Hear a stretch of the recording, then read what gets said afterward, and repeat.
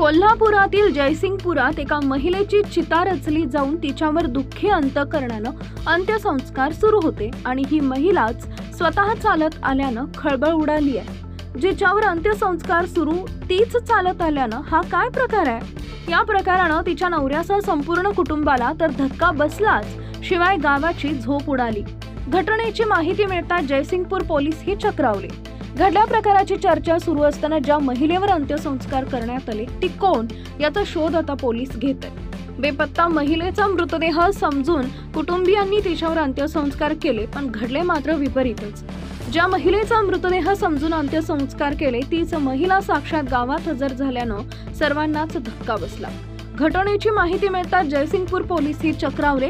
घडल्या प्रकाराची चर्चा सुरू असताना ज्या महिलेवर अंत्यसंस्कार करण्यात आले ती कोण याचा शोध आता पोलीस घेत आहेत। जयसिंगपूर शहरातून 37 वर्षीय गृहिणी बेपत्ता झाली होती।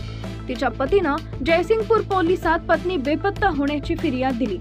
तब्बल 10 दिवसांनी मिरज तालुक्यातील निलजी बामणी इथल्या नदीपात्रात एका महिलेचा काहीसा सडलेला मृतदेह पोलिसांना सापडला। खातरजमा करण्यासाठी बेपत्ता महिलेच्या पतीला पोलीस ठाण्यात बोलावण्यात आलं। मृतदेहाच्या अंगावरील खुणा आणि साडी पाहून मृतदेह आपल्या पत्नीचा असल्याचं सांगून प्रक्रिया पूर्ण करून मृतदेह ताब्यात देण्यात आला। मंगळवारी रात्री उदगावच्या वैकुंठ धाम स्मशानभूमीत पै पाहुण्यांच्या उपस्थितीत या महिलेच्या मृतदेहावर अंत्यसंस्कार करण्यात आले। बुधवारी सकाळी रक्षा विसर्जनही पार पडलं। दरम्यान पै पाहुणे मित्रमंडळी सांत्वनासाठी घरी गर्दी करू लागले। कुटुंब दुःखात बुडालेले असताना अचानकपणे बेपत्ता महिला बचत गटातील कर्जाचा हप्ता भरण्यासाठी हजर झाली आणि गावात चक्रावून गेलं।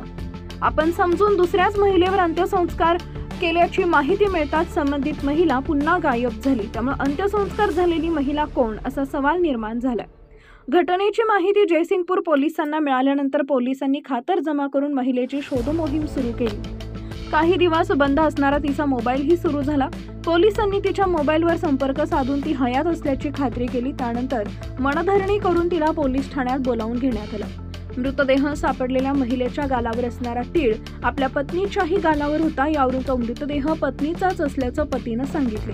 केवळ गालावरील तिळामुळे दुसऱ्याच महिलेच्या मृतदेहावर अंत्यसंस्कार करण्याची वेळ कुटुंबियांवर आल्यानं याविषयी चर्चा सुरू आहे।